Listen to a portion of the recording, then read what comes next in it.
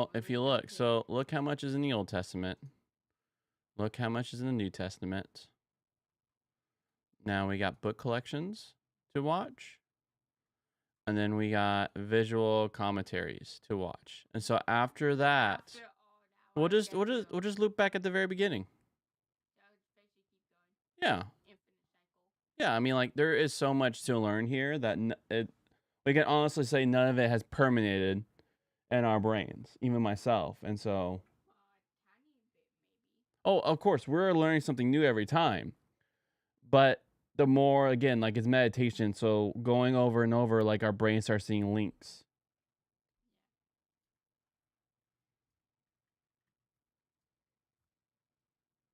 Of Exodus. In the first video, we explored chapters 1 through 18, which tell the foundational story of how God rescued the enslaved Israelites by confronting and defeating Pharaoh, while offering a way of escape through the blood of the Passover lamb. God then delivered his people by bringing them through the waters of the sea and then into the wilderness, where, surprisingly, they grumbled and complained. Now, the second half of the book of Exodus opens as Moses leads Israel to the foot of Mount Sinai, where God invites the nation of Israel to enter into a covenant relationship. And here we reach another key moment in the biblical storyline, because this is picking up and developing God's promise to Abraham. So remember, from the book of Genesis, God promised that through Abraham's family, somehow he would restore his blessing to all of the nations. And here we find out more. God says that if Israel obeys the terms of the covenant, they will be so shaped by God's laws and teaching and justice that they will become a kingdom of priests, which means that they will become God's representatives and show all of the other nations what God is truly like. Now, the people of Israel eagerly accept the offer, and so God's presence appears right on the top of Mount Sinai in the form of cloud and lightning and thunder. And Moses goes up as their representative, and God opens with the basic terms of the covenant, the famous 10 Commandments. These are like the basic terms of the agreement, how the Israelites and God are going to relate to each other.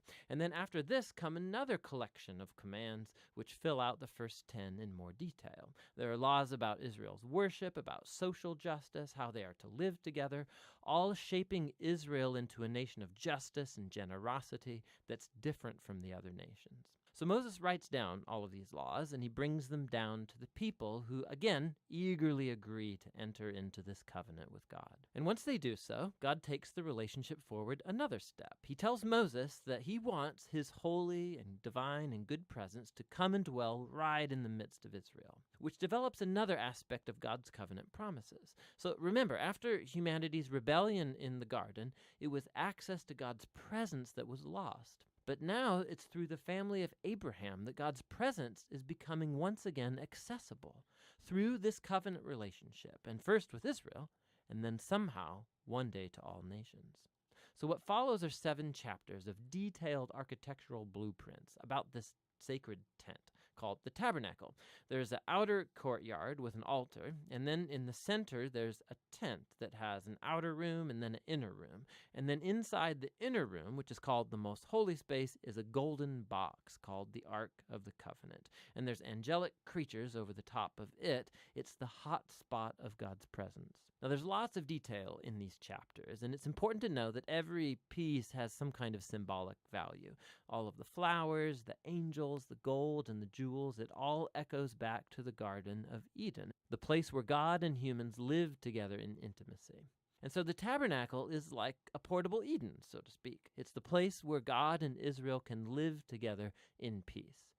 At least in theory, because right here, something goes really, really wrong. Israel breaks the covenant. As Moses is up on the mountain receiving the blueprints for the tabernacle, down below at the camp, the Israelites, they're losing patience. And so they ask Moses' brother Aaron to make for them a golden calf idol so they can worship it as the God who saved them out of slavery in Egypt.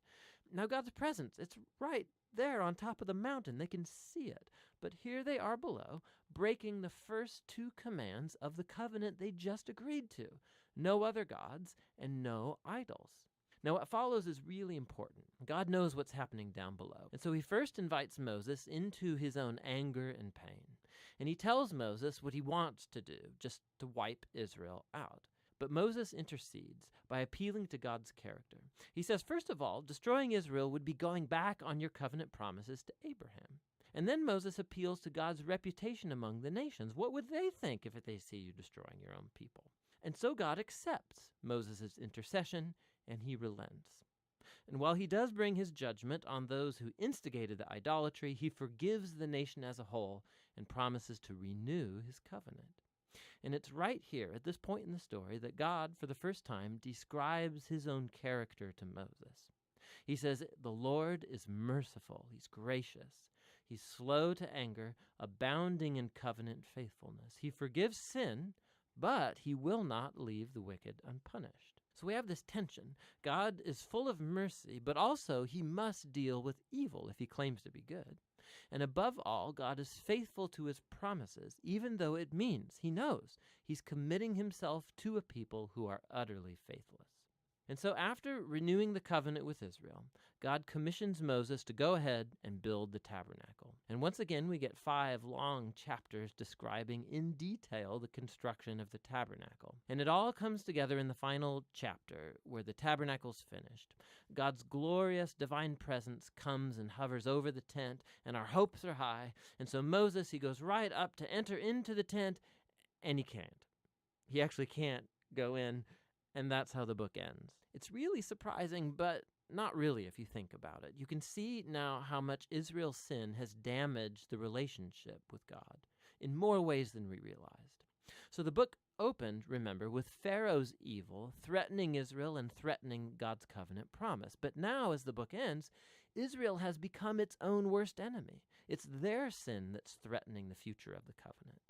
And so the question as the book closes is, how is God going to reconcile this conflict between his holiness and his goodness and his presence with the sinful corruption of his own covenant people? The solution to that problem is what the next book is about. But for now, that's the book of Exodus. All right. So yesterday we finished the first part of Exodus video, where Pharaoh, not Big good. evil king. Big bad evil king. And so Yahweh's hand was heavy upon them to release the Israelites. And so, but at the very end, it just looks like, yeah. And so it's like, yeah, looks like the Israelites are just as hardened. And so then here, the question is how do we get, again, we're like, this reveals Genesis. And the question is, how do we get back into Yahweh's presence? And so here, yep. And so he created a step for them to be a kingdom of priests and to restore God's presence, to be in his presence. So lots, especially with the tabernacle blueprints, lots of clear Eden imagery. And so then here, though, they break it. It's like a re-original sin for the Israelites. They are next to access to Eden, access to the presence. They're like, let's make a Yeah. phone to Yep. So they got, well, God's right up the mountain. yeah, they saw those good and they build it. And they actually even go next step. They call the calf Yahweh. And that is not right. God's right there. What do you mean? And so here's the thing. It's like, okay, here Yahweh goes, I'm going to step closer. And even though they're going to be unfaithful, I will be faithful to my covenant Because faithfulness. Moses made a deal with God. Well, actually, Yahweh, he was the one who brokered the agreement. Moses is in the middle. He was very intermediary. But this is Yahweh stepping into and saying, I'm going to keep on being covenantally faithful, even when they're not faithful. But so they build a temple, and it clearly shows that there is some sort of uncleanness going on that Moses can't enter, which shows kind of like a drama before the next book, before Leviticus, which we'll have to watch tomorrow to figure out. I forgot. Next book. Fine. All right. So now we'll do a reading section. Let's do it.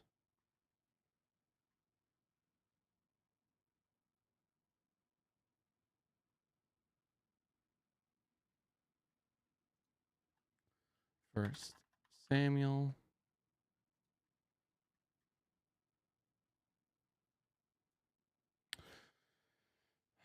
Christ, you're amazing. Thank you. Thank you for always stepping into being the faithful one when yet unfaithful.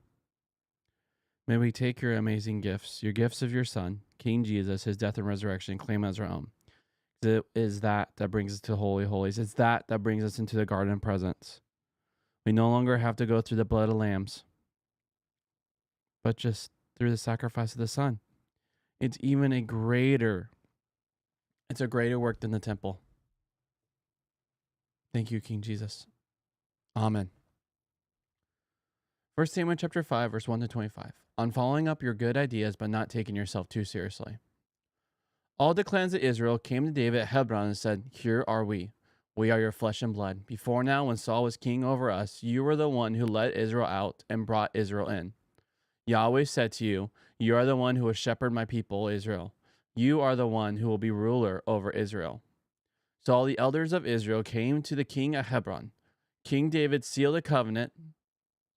Oh, 1 second. I'll pause that. That's going to keep beeping until one makes it stop.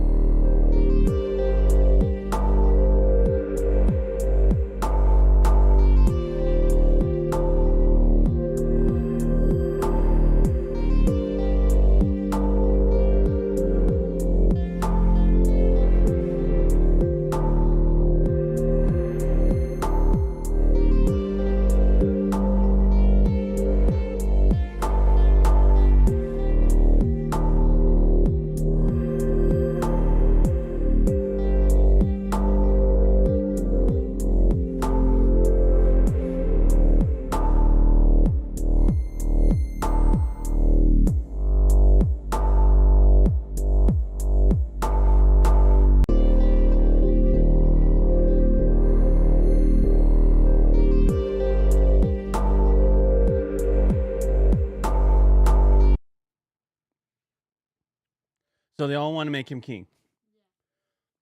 So David was 30 when he became king. Oh, wait, you are the one who will shepherd my people Israel. You are the one who will be ruler over Israel. So all the elders of Israel came to the king at Hebron. King David sealed a covenant to them in Hebron before Yahweh, and they anointed David as king over Israel. David was 30 when he became king. He reigned as king 40 years. In Hebron, he reigned as king over Judah 7 years and 6 months. And in Jerusalem, he reigned as king 33 years over all Israel and Judah. The king and his men went to Jerusalem against the Jebusites, who were living in the region. David was told, "You will not come in here." Actually, the blind and the disabled could turn you back, saying to themselves, "David will not come in here." But David captured the stronghold of Zion, as the city of David. David said on that day, anyone attacking the Jebusites will reach to the conduit. David kept getting more powerful. Yahweh, God of armies, was with him. Hiram the king of Tyre sent aides to David with cedar wood, carpenters, and stonemasons. They built a house for David. David recognized that Yahweh had established him as king over Israel, and that he had exalted his kingship for the sake of his people Israel. David took more secondary wives and wives from Jerusalem after he came from Hebron, and more sons and daughters were born to him. Verses 14 to 21 give the children's names, then describe a victory over the Philistines. The Philistines yet again came up and spread out in the vale of Rephaim.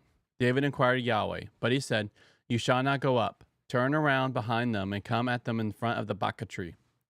When you hear the sound of marching in the tops of the baka tree, then take action, because Yahweh will have gone out ahead of you to attack the Philistine forces."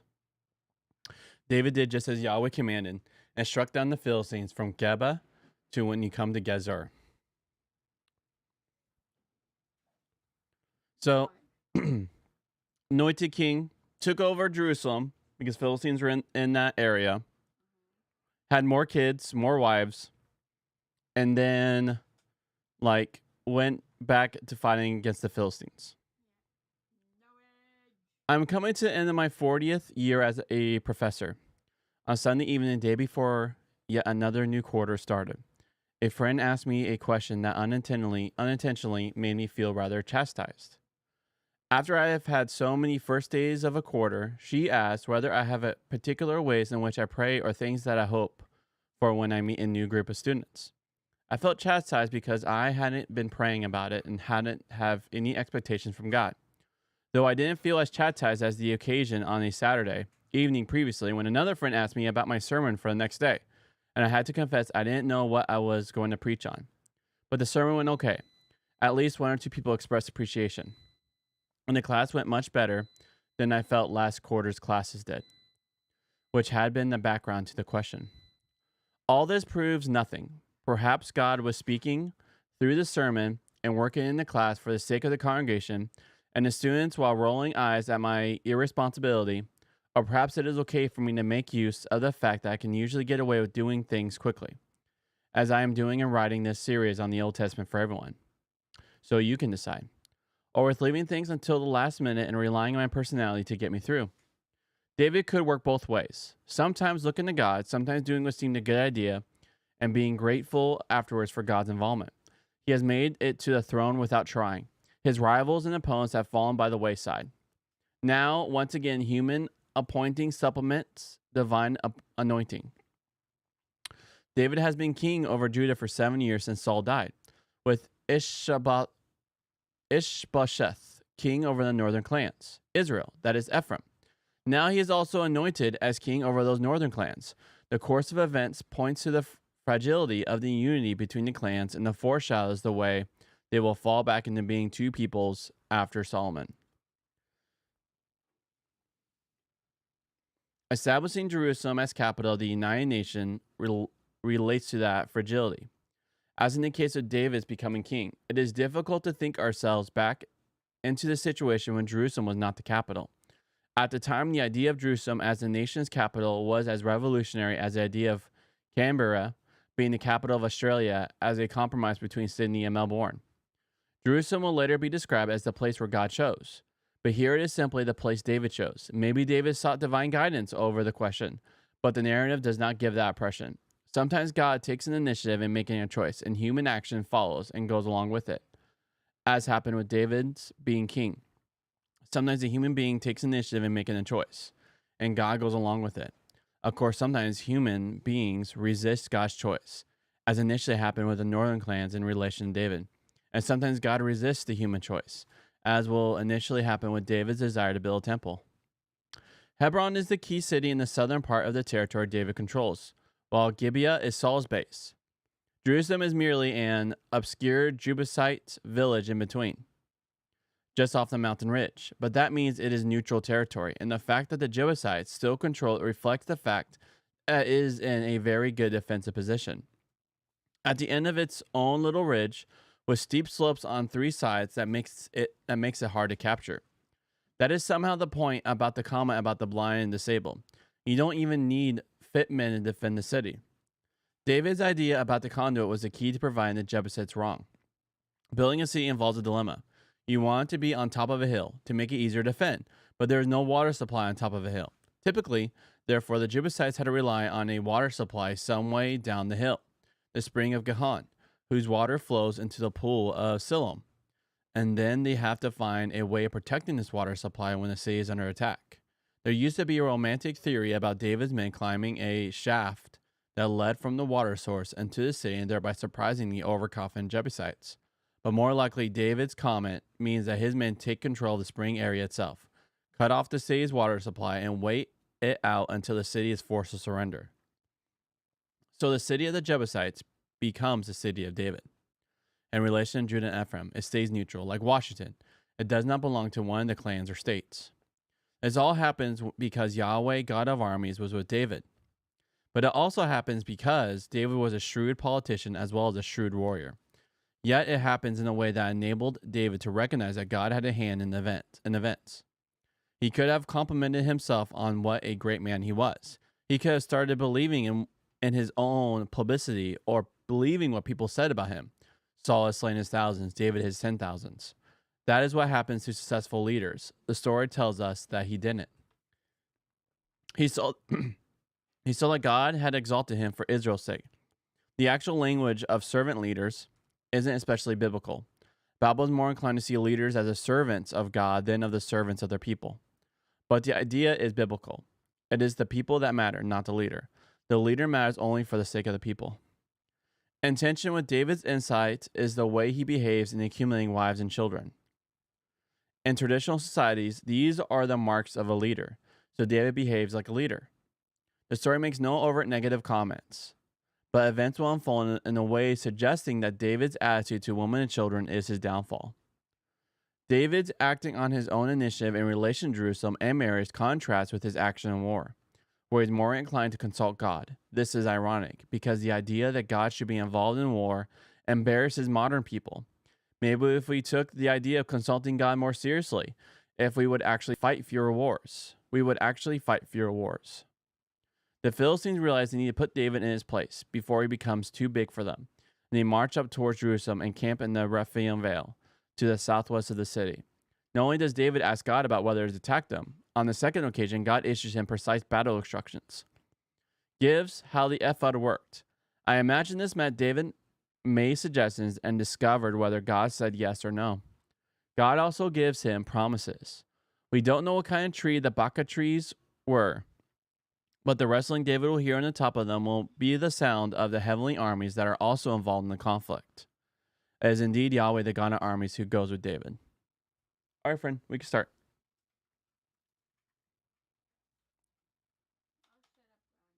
Okay. I'll just have it going, and I'll go get my food.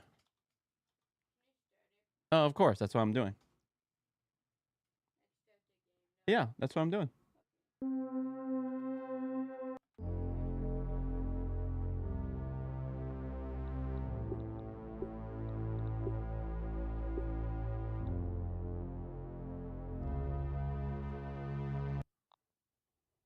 My name's Peter. My friends call me Pete.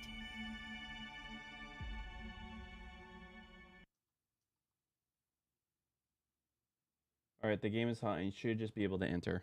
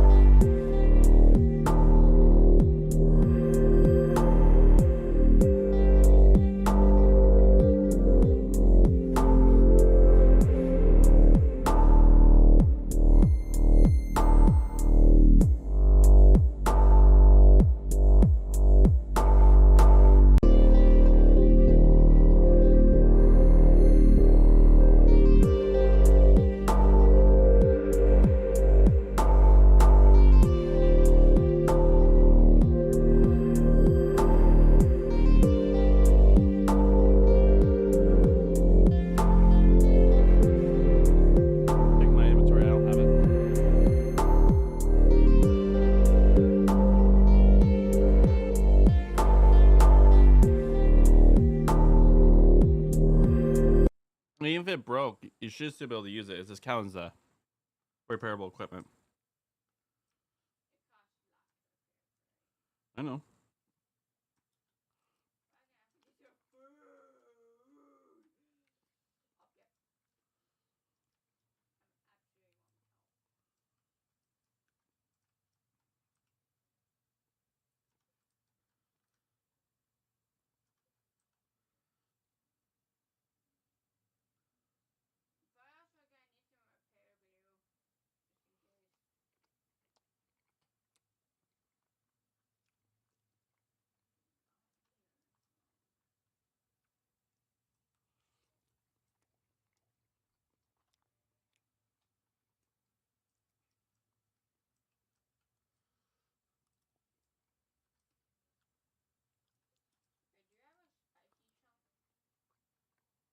Like Ami?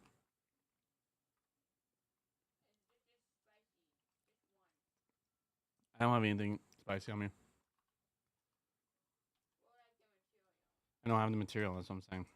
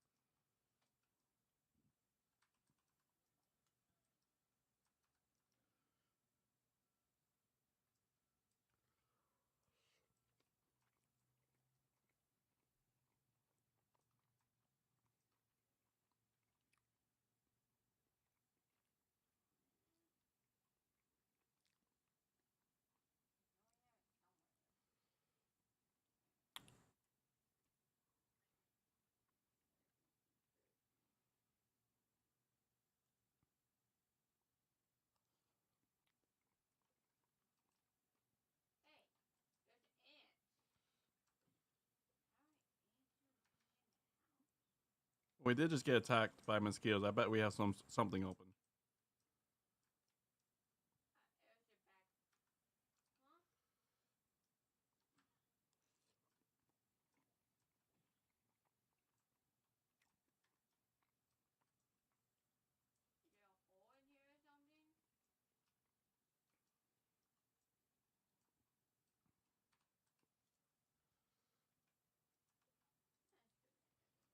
Oh, you know what?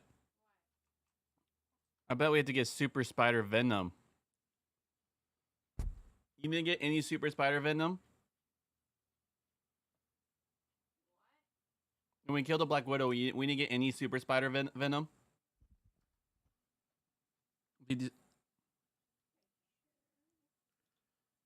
That's a required ingredient on the Widow Hood.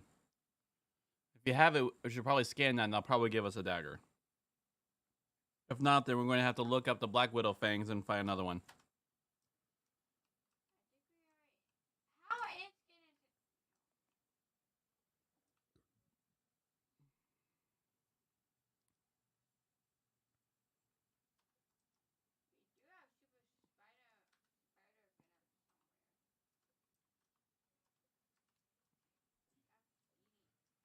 The super spider venom will have been from the Black Widow. You're the one who looted it, so I don't know what came out.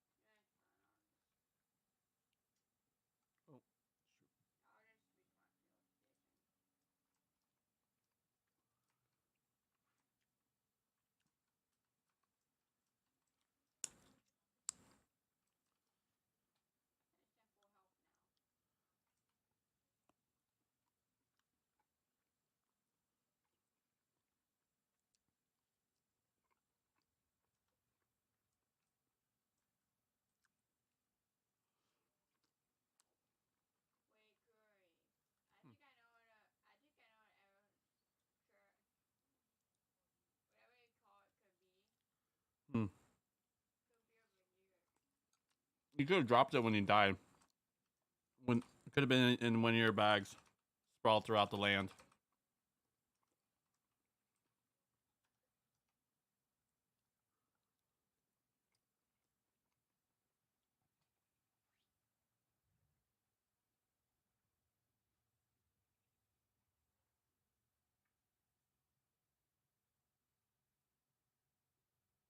if I don't think I ever dropped it. Oh! Well, It was in your inventory the whole time. I don't know. I didn't see it in my inventory. Oopsters. Maybe it was in one of my backpacks. Because I just picked up all my backpacks. And now I'm in a big mess. Can you put those stuff in chests? Because we may need those resources. I doubt you would. Till I go tier 1 stuff. Well, I got my own torch now, so that makes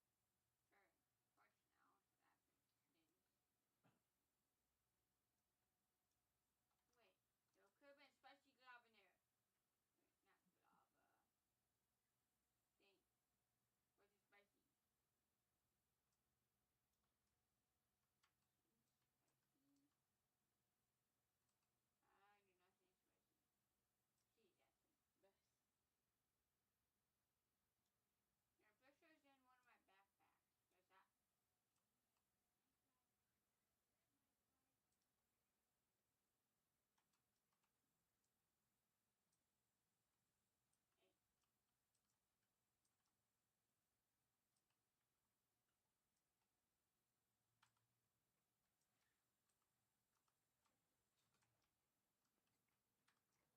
See, that's a mess. Yeah, I'm pretty sure it's in one of my backpacks. Cause that.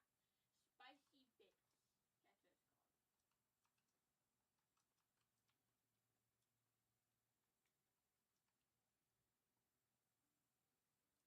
not. Spicy bits. That's what it's called. Are you searching for them on the scanner? The spicy bits? I scanned. I didn't find anything. Well, if you scan, you look for the red circles, the red squares, and you right-click the red square. I didn't find any. I'm saying for spicy bits. That's how you do it. Yeah, I know. I didn't find any.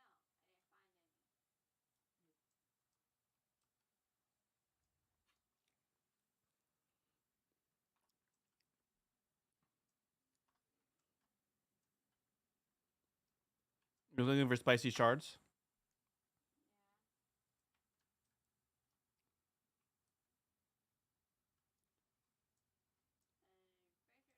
Yeah. Yeah, there's some. There's some right here. You gotta look better. Go back to it, and you could actually see there be red squares where the spicy shards are.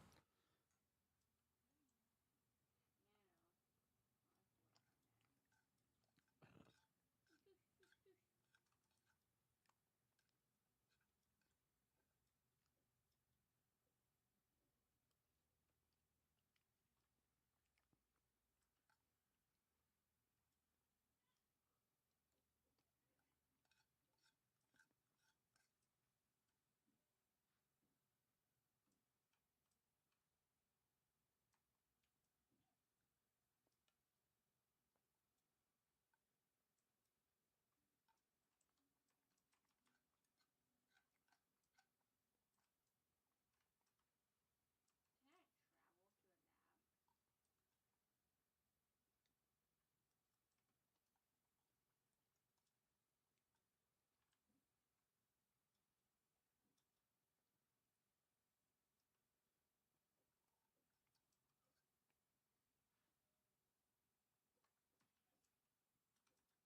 to a lab? Okay, I guess the game glitched again. It gave me aphid jerky. Hmm. Oh.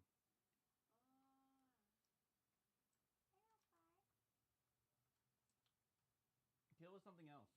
I wonder. I wonder if you kill something else, if it'll still give aphid jerky. I wonder since it's a poison weapon. Just salty weapon.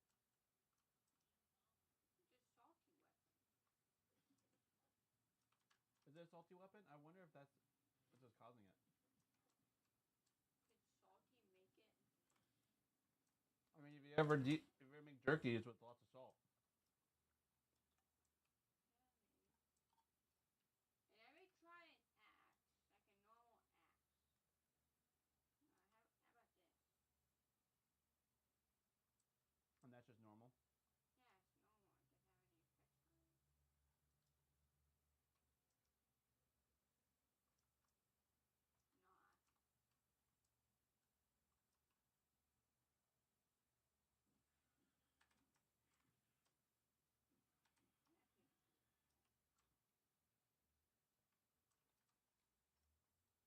Remember when Orus were a terror to us?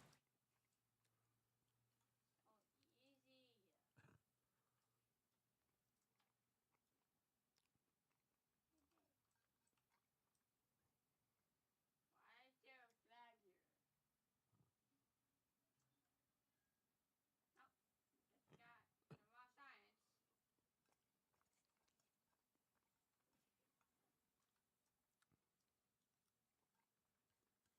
Wait. It just gave me normal. Number what? Normal aphid. So now we know. Maybe some. Salty weapon make things jerky. Oh god. I saw nothing. I saw nothing. What do you see? Enemy tried to attack me.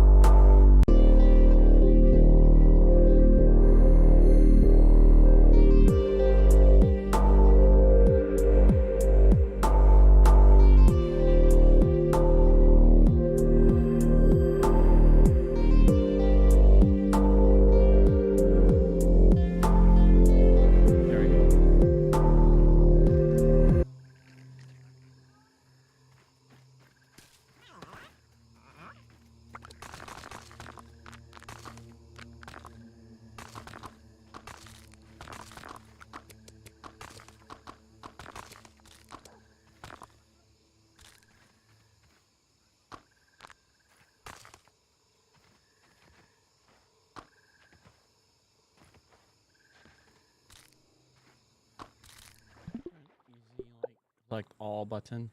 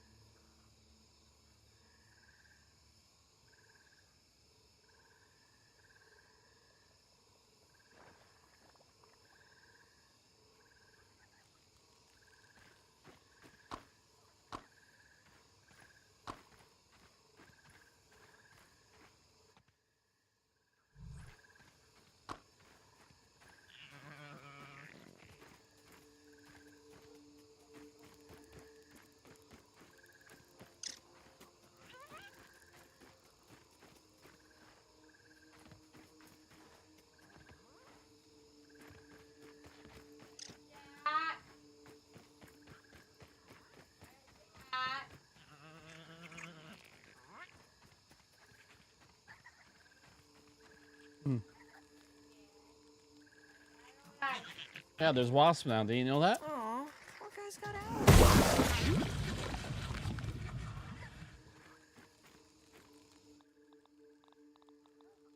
Yum!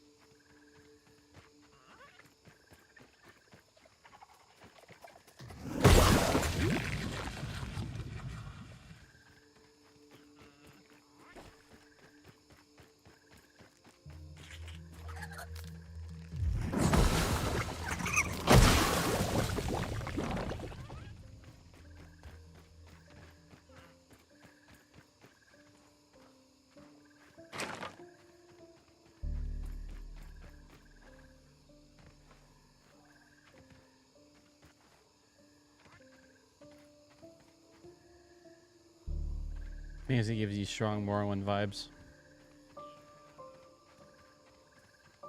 Nice and clean. Maybe Skyrim. One of those adventure games.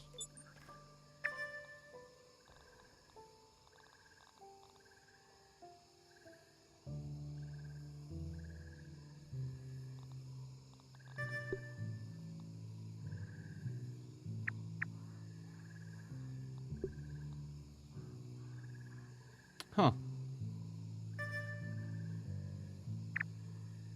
The thing has reported. Oh, surveying. There we go. Oh. It has reported more Black Widows. Ah, there it is. Found the Black Widow that Brittany was talking about.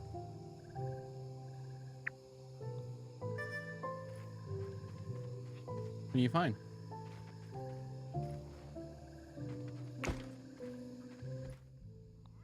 Can you get in? Just got in? Can you wait out? I'll run to you. I want to explore that. The tree?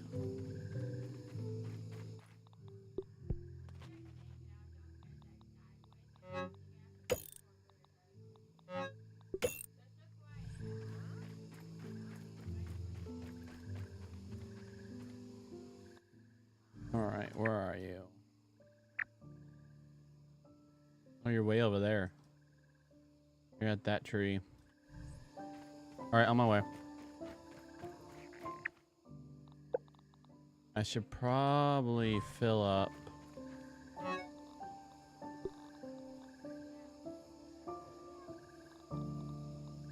Probably fill up on food.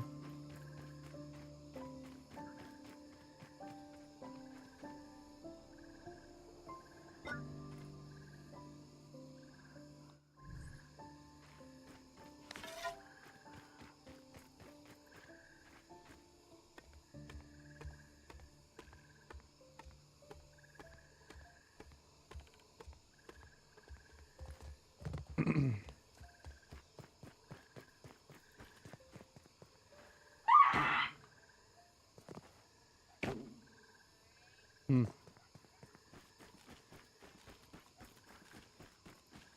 Was there a spider in the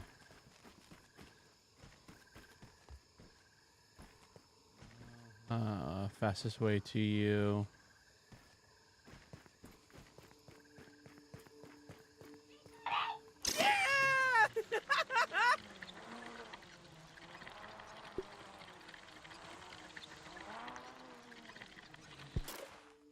Oh gosh, oh gosh. Okay, I guess hitting spacebar for some reason made me jump. Hitting spacebar and menu made my character jump. Okay, game. Alright. Alright, I'm just gonna quickly run the food island and I'll join up with you. So I need to top up on my num-nums. Look, a hobbit hole.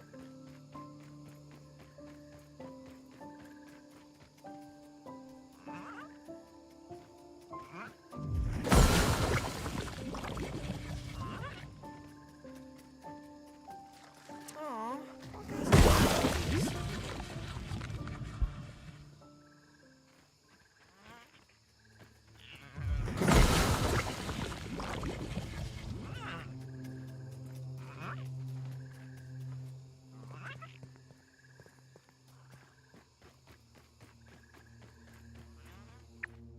Alright.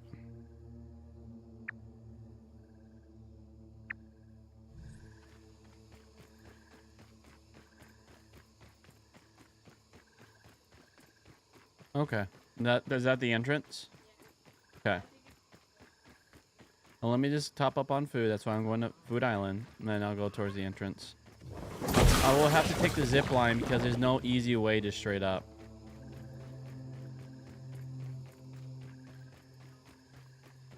Okay.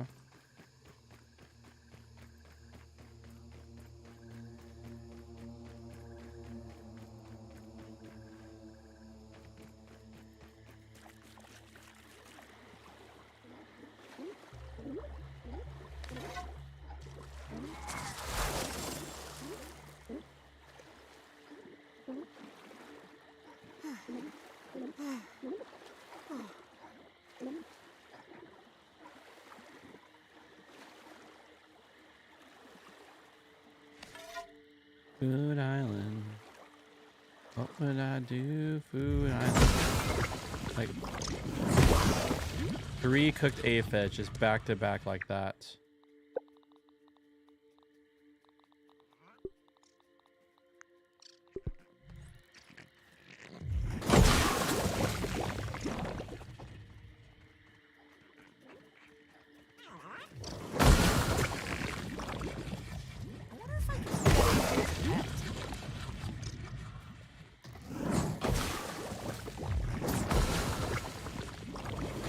Think so? What makes you say that? Well, just because the door's green doesn't mean it's explored or not. It just means that the way is open.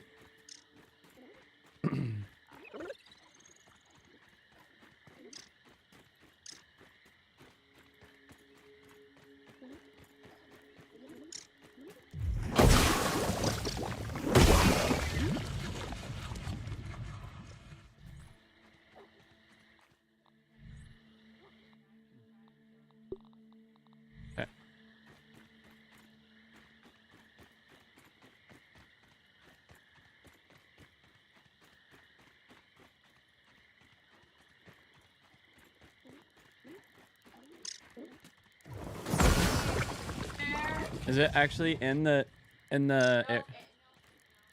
just outside of it? Salt.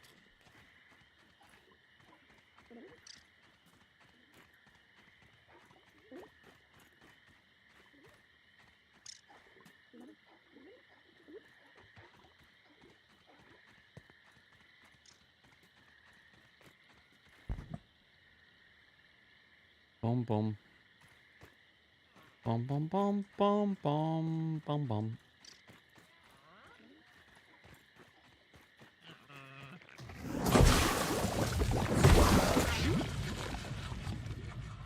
Hmm.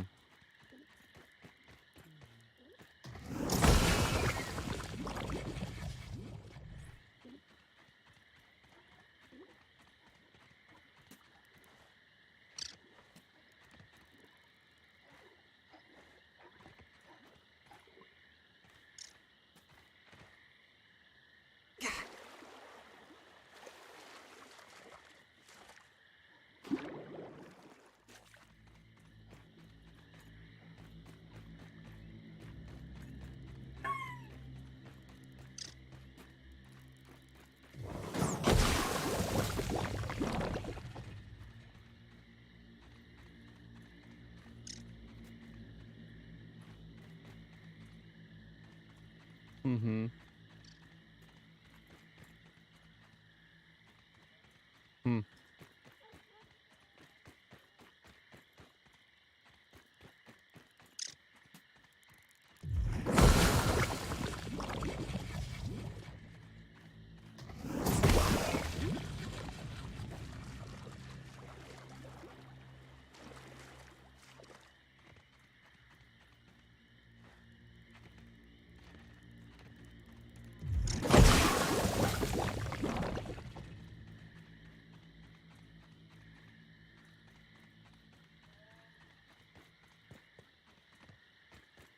Alright.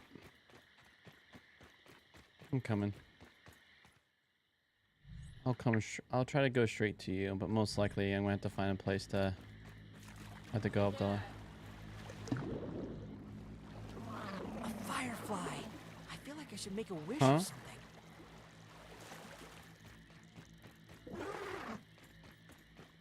Mm-hmm.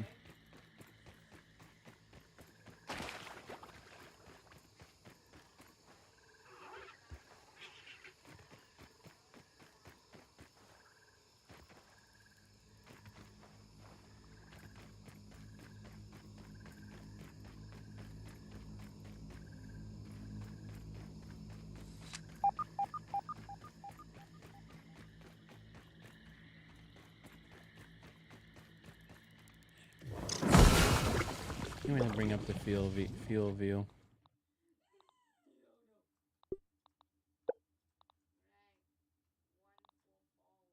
There we go. There we go.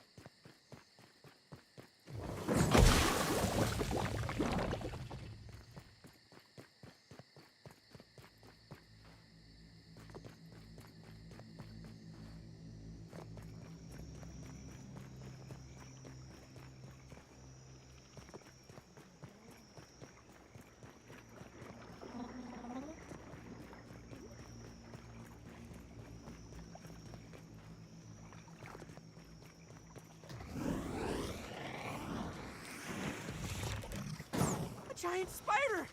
What Owl magic's birthed you!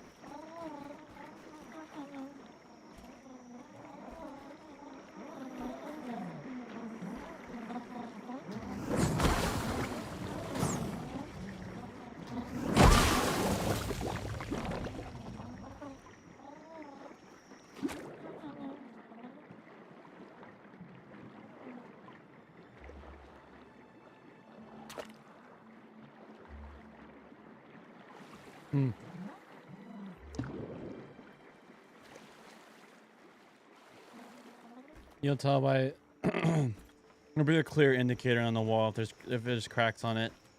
That shows that it's weak.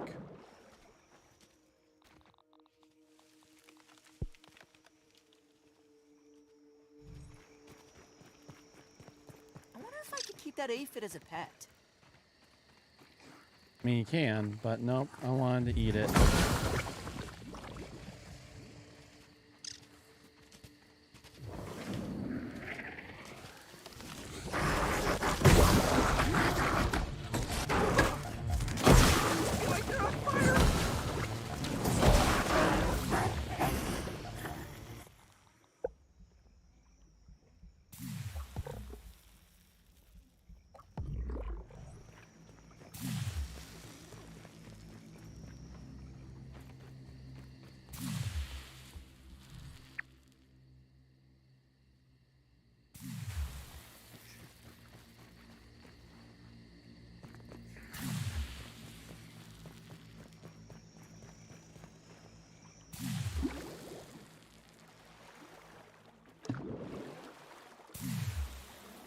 A little chewy, but not bad.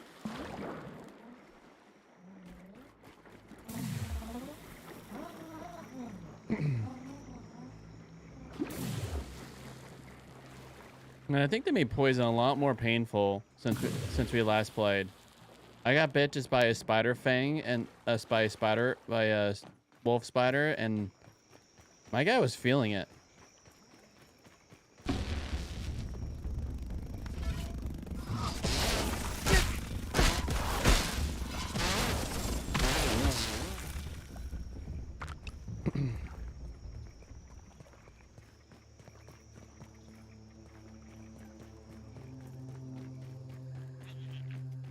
The nose, a nose.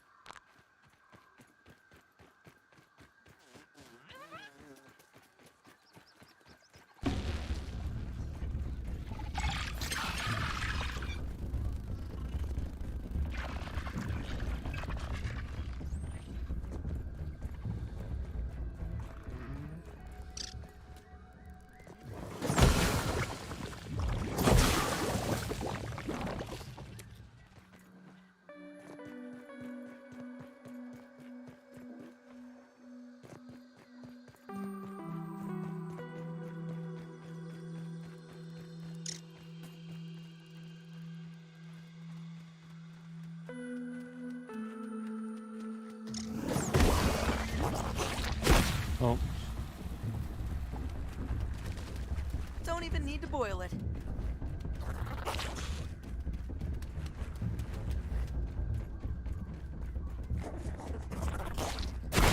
Ow. Vomit Goodyear Beetle early warning system. Positive contact.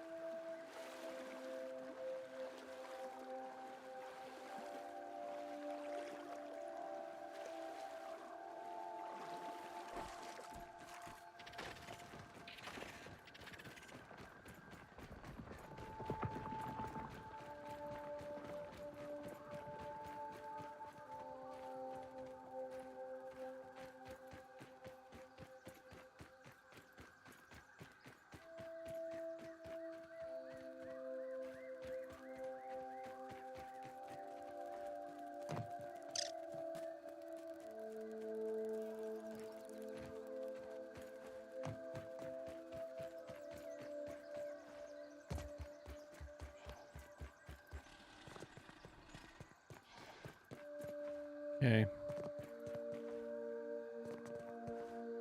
Up the first level.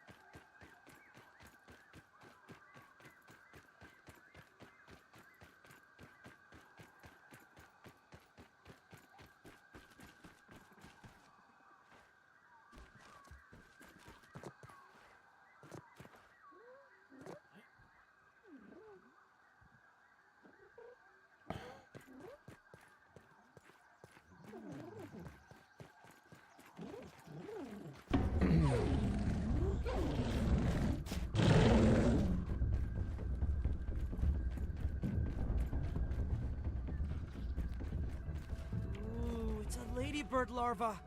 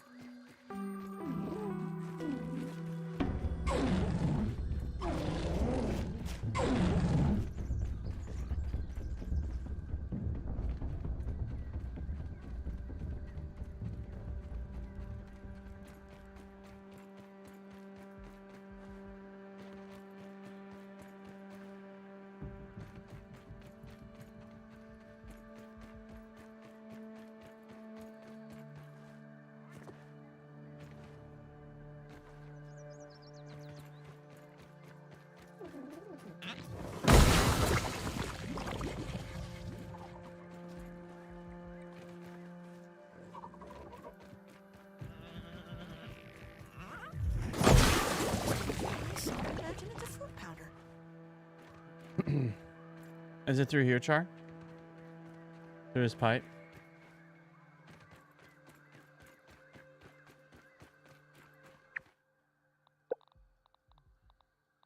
I feel a little less squishy now.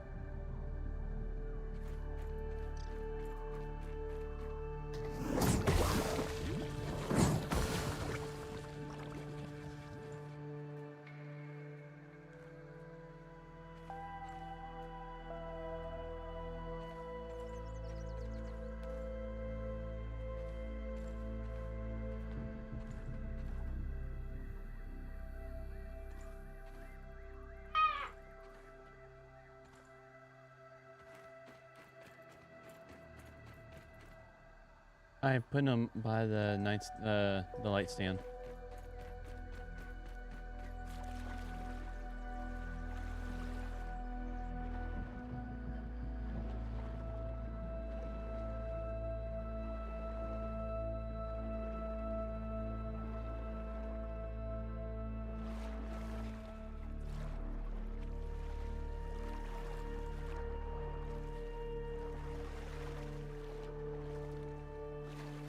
Come on.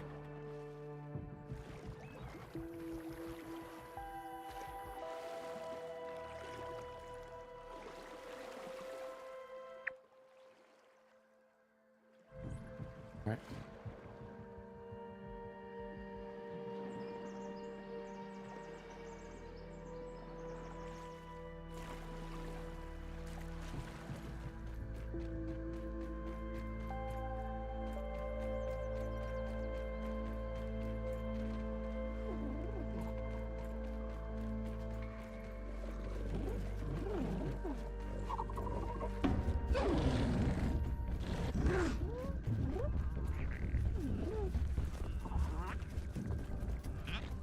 Ox beetle up ahead. Get ready to run.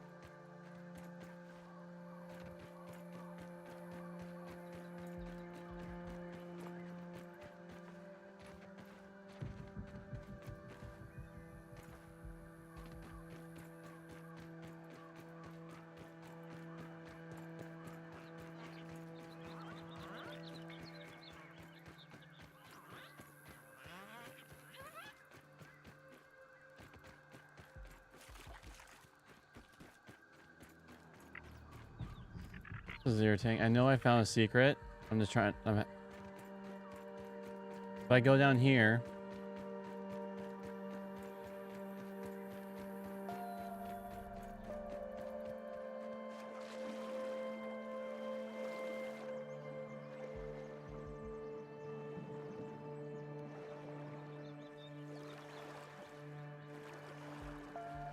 Oh, now I hop through. You must have already explored the secret.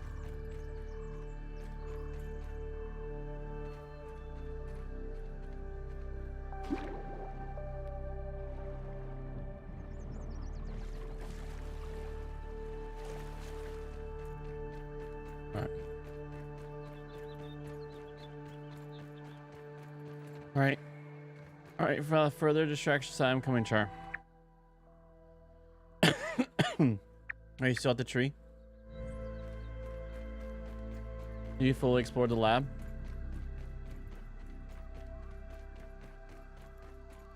Ooh, it's a ladybird larva. Burn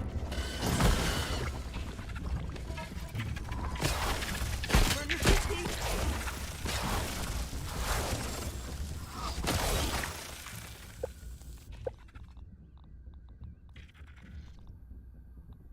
That should keep me safe.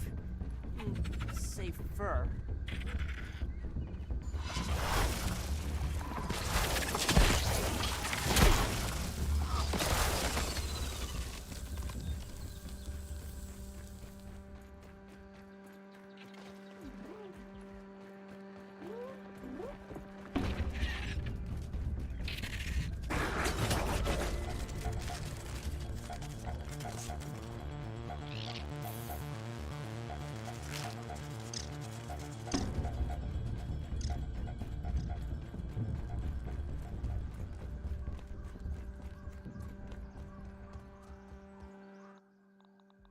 Alright.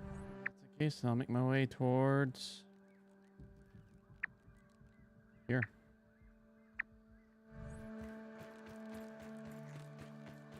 Wait.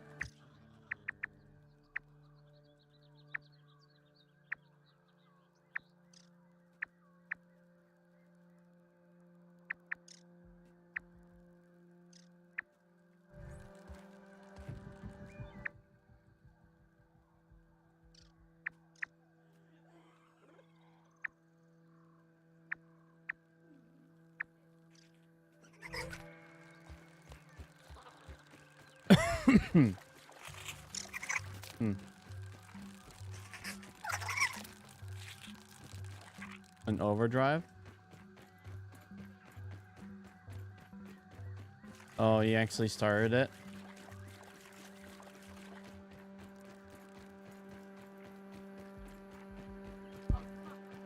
Kinda. I'm really close to you. I could probably res you.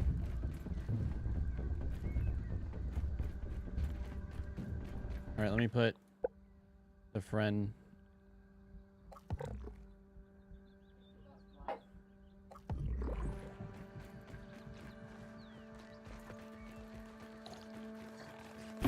Natural Explorer, make sure you always have that equipped. Very essential.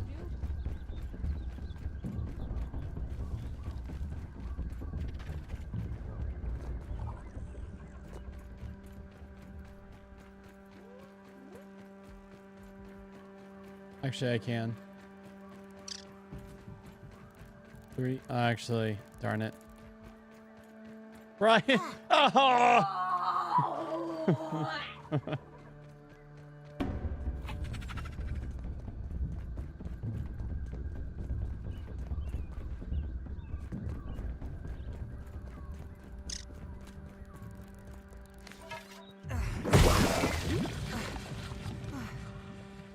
Just pretend it's beef jerky.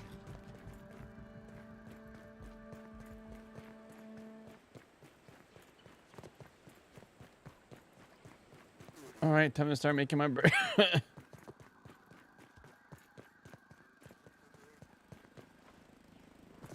Taking a look.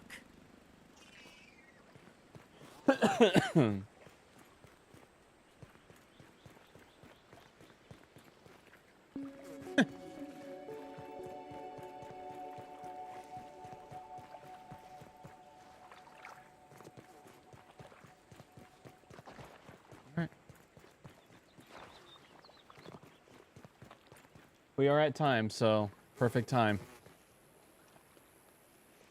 Perfect time. Oh, what game? We're playing Grounded. I will be switching back to Tiny Rogues now because Broheim. What's up, Janik? Lada. Sorry, my friends. I just noticed your guys's. But I'll be switching back to Tiny Heroes now. All right. All right. Let me know. Let me know when you're out, Char. Then I'll super quit.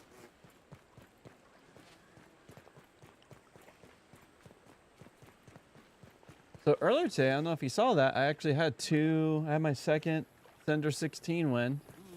That was fun. And last night I had a Cinder 16 win, which was my last night, your morning.